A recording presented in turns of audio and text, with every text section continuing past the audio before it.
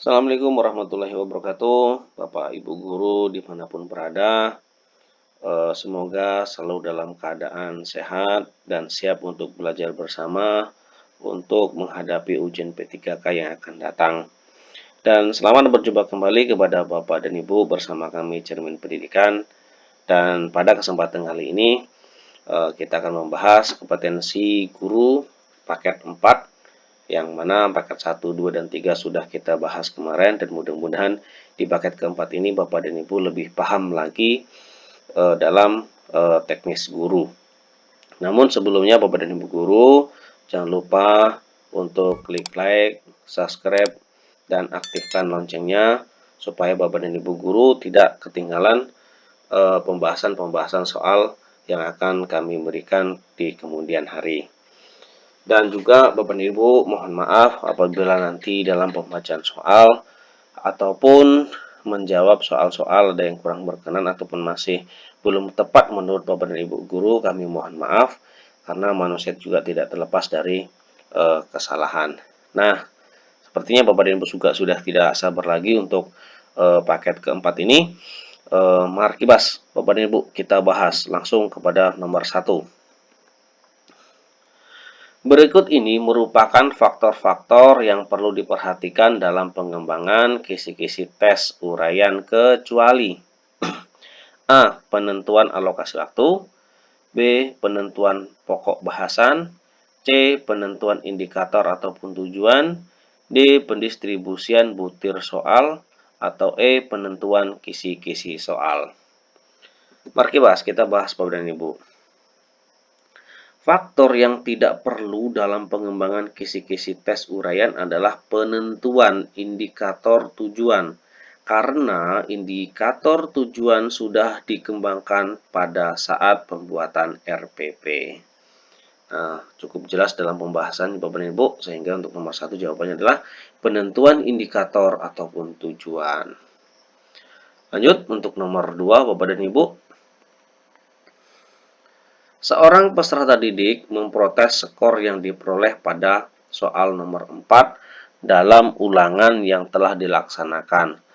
Menurut siswa tersebut, seharusnya mendapat skor 5, akan tetapi guru memberikan skor 3. Guru tersebut menjelaskan pembobotan nilai pada soal tersebut dengan menjelaskan kriteria penskoran yang terdiri dari 0, 1, 2, 3, 4, dan 5. Peserta didik pun mengerti dan menerima skor tersebut. Prinsip penilaian yang diterapkan guru itu adalah A. Terbuka, B. Akuntabel, C. Objektif, D. Menyeluruh, atau E. Adil. Mari kita bahas Bapak dan Ibu. Guru tersebut menjelaskan pembuatan nilai pada soal dengan menjelaskan kriteria penskoran yang merupakan prinsip penilaian akuntabel, di mana dapat dipertanggungjawabkan aspek prosedur, kriteria, sampai pengambilan keputusan.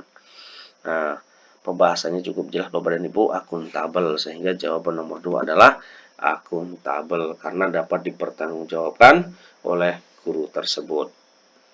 Lanjut, nomor 3.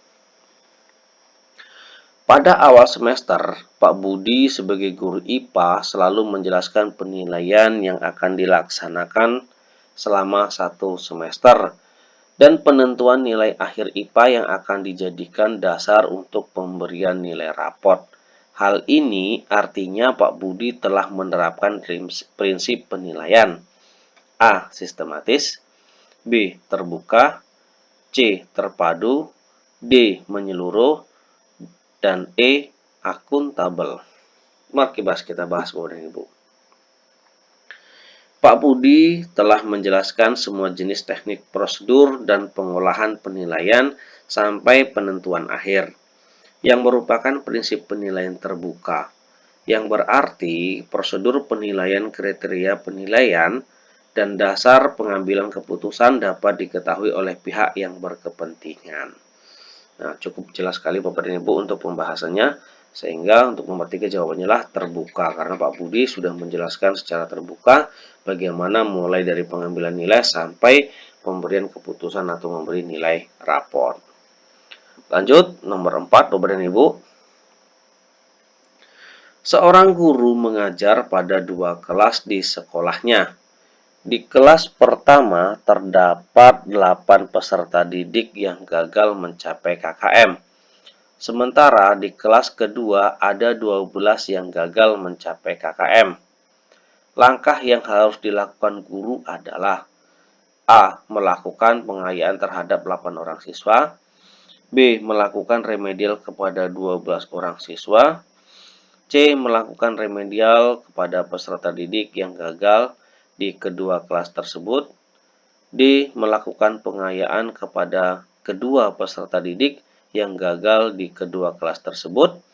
E. Mengulang seluruh materi pada peserta didik gagal pada kedua kelas tersebut. Mari bahas Bapak dan Ibu.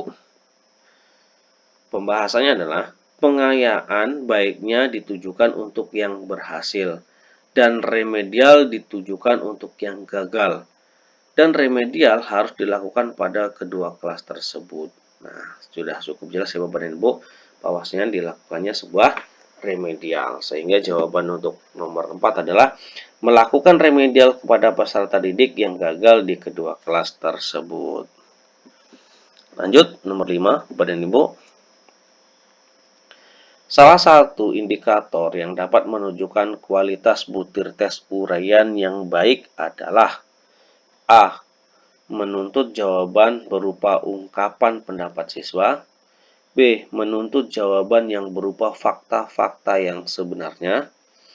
C. Ditulis dalam bahasa Indonesia yang baik dan benar.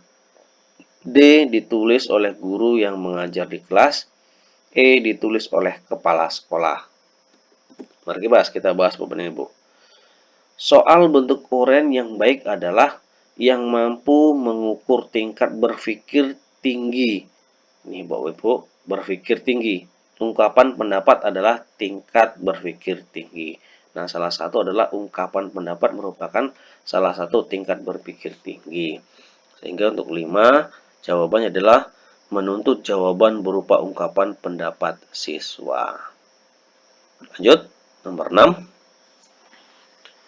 Berdasarkan hasil tes, para siswa dikelompokkan menjadi beberapa kelas sesuai dengan tingkatan EQ. Dilihat dari fungsinya, maka tes tersebut termasuk pada jenis tes. A. Seleksi. B. Penetapan. C. Pretest post-test. D. Diagnosis. E. Ujian akhir. Mari kita bahas Bapak dan Ibu. Pembahasan adalah tes penempatan. Adalah suatu jenis tes yang bertujuan menempatkan atau mengelompokkan siswa sesuai dengan kemampuannya. Hal ini didasari oleh pemikiran bahwa setiap siswa tidak memiliki kecepatan belajar yang sama. Jika mereka disatukan dalam satu kelas, maka akan terjadi kesulitan dalam mengajar mereka. Nah, jadi cukup jelas sekali untuk nomor 6 nih Bapak dan Ibu. Jawabannya adalah penempatan. Lanjut untuk nomor 7. Perhatikan butir soal uraian berikut. Sebutkan 3 buah sungai di Provinsi Jawa Barat yang bermuara di Laut Jawa. Butir soal tersebut titik-titik. A. Cukup bagus karena jumlah sungai yang ditanyakan sudah terukur. B. Cukup bagus karena ditulis dengan bahasa yang mudah dimengerti. C. Jelek karena hanya mengukur tingkat berpikir rendah atau ranah ingatan. D. Jelek karena ditulis dalam kalimat yang sangat pendek. E. Bagus karena untuk mengukur tingkat berpikir yang rendah. Mari bahas. Butir soal uraian tersebut termasuk dalam LOTS, Law Order Thinking Skill, atau dalam kategori C1, yaitu mengingat. Sebutkan, tuliskan, gambarlah dengan indikator mencerminkan mengukur tingkat berpikir rendah. Nah, bisa kita simpulkan untuk nomor 7 bahwa jawabannya adalah Sangat jelek karena hanya mengukur tingkat berpikir yang rendah atau hanya sekedar ingatan. Lanjut, nomor 8. Untuk mencegah terjadinya jawaban siswa yang sangat beragam, jenis tes uraian yang paling tepat digunakan adalah A. Tes uraian bebas, B. Tes uraian terbatas, C. Yang sederhana, D. Yang sangat kompleks, atau E. Tes uraian singkat. Mari kita bahas Bapak dan Ibu. Uraian terbatas atau terstruktur. Soal yang disusun tidak mengembangkan tetapi lebih terarah dan terbatas, sehingga ada batasan jawaban. Walaupun kalimat jawaban peserta didik itu beraneka ragam, tetapi harus ada pokok-pokok penting yang terdapat dalam sistematika jawabannya. Sesuai dengan batas-batas yang telah ditentukan dan dikehendaki dalam soalnya. Maka yang paling penting dan harus diperhatikan yaitu sistematika jawaban. Nah, sehingga untuk nomor 8 jawabannya adalah tes uraian terbatas karena uraian itu bisa dibatasi oleh poin-poin yang sudah ditentukan dalam soal tadi. Lanjut untuk nomor 9. Dengan melihat hasil pretest, seorang guru dapat mengetahui bahwa 3 dari 8 soal yang diberikan mampu dijawab hampir seluruh siswa dengan benar. Jika Anda sebagai guru, manfaat apa yang dapat dipetik dari informasi tadi? Apakah A. Mengajarkan seluruh materi sesuai dengan kurikulum agar penugasan siswa lebih baik? B. 3 dari 8 soal tersebut tidak akan ditanyakan lagi pada saat melakukan post-test. C. Materi yang telah dikuasai siswa tidak perlu diajarkan lagi pada proses kegiatan belajar mengajar. D. Melaksanakan pembelajaran remedial untuk materi yang belum dikuasai siswa berdasarkan hasil free test. E. Perlu memperbanyak soal latihan. Mari Bapak dan Ibu kita bahas. Pretest adalah kemampuan awal. Ya, Bapak Ibu, pretest adalah kemampuan awal. Maka materi yang telah dikuasai tidak perlu diajarkan lagi pada proses kegiatan belajar mengajar. Karena waktu untuk mengerjakan materi ada 3 soal. Tadi dapat digunakan untuk memperdalam materi lain. Nah, bisa kita simpulkan untuk nomor 9 jawabannya adalah materi yang telah dikuasai siswa tidak perlu diajarkan lagi pada proses kegiatan belajar mengajar. Lanjut untuk nomor 10. Dalam rangka menilai tingkat keberhasilan pembelajaran, maka perlu dilakukan penilaian dalam bentuk tes. Di dalam penilaian dikenal dengan istilah tes formatif dan tes sumatif. Perbedaannya adalah A. Cakupan materi dan bentuk soal, B. Bentuk soal dan waktu pelaksanaannya, C. Cakupan materi dan waktu pelaksanaannya, D. Bentuk soal dan kondisi peserta didik, E. Soal esai dan soal pilihan ganda. Mari kita bahas Bapak dan Ibu. Tes formatif adalah penilaian ulangan harian, sedangkan tes sumatif adalah penilaian akhir semester.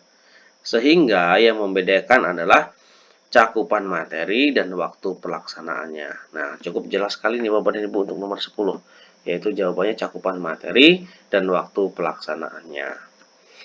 Nah, demikian Bapak dan Ibu pembahasan kompetensi teknis guru paket yang keempat yang terakhir ini. Mudah-mudahan bisa lebih dipahami oleh Bapak dan Ibu guru dan bisa lebih meningkatkan percaya diri kepada Bapak dan Ibu guru dalam menghadapi ujian P3K yang akan datang. Dan kembali lagi kami ucapkan mohon maaf kepada Bapak dan Ibu, mana tahu dalam pembacaan ataupun menjawab soal masih kurang berkenan oleh Bapak dan Ibu, kami mohon maaf.